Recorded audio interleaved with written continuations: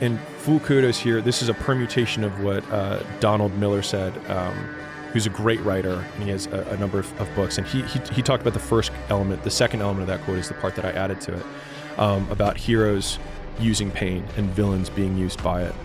And so one of the things for people who are not where they want to be is that they have pain, like oodles of pain. And I remember when I was starting out, I was looking for passion. I was looking for purpose. I was like, I just want to find something that I'm motivated by.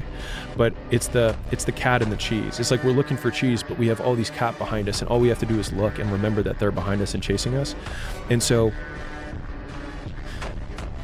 if you have the cat and you're staying in your current situation, you're being used by the cat, right? You're being used by the business owner who, it doesn't treat you well and is, and you're in this job that you don't really want to be in, right? Or you're being used by the situation or the context of the relationship that you're in with the girl that you're like not that into, right? Versus saying like, this is terrible. And because of this terribleness, I now have something that I can run away from.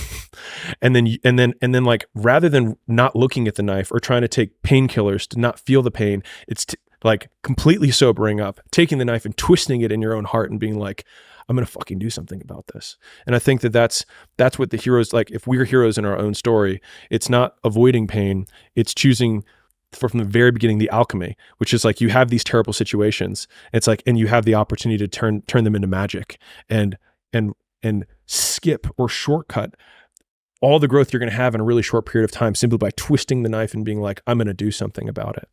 Yeah, I think because people presume in the beginning that passion and purpose and meaning and joy and fulfillment are the things that get people going. But as I've said, of all of the high performers that I've spoken to, the vast, vast, vast majority of them are driven by insufficiency and resentment and terrible parents or terrible upbringings or a chip on their shoulder about bullies in school. Pick your poison. They have decided to use that to create the activation energy, right? You can lower your action threshold and increase how many points you have to prove. It's like, oh, I want to live a better life. Yeah, that sounds good. It's like, I want to prove the bullies that said I was a worthless piece of shit in school wrong. It's like, that's some fucking potent fuel. I do believe that scaled over a long enough time, it's toxic.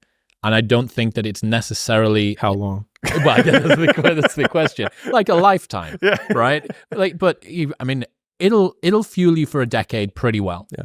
And I think that I look at me. I look at, I was bullied pretty badly in school and was an only child and had expectations from parents. Sure. And I combined all of those things together.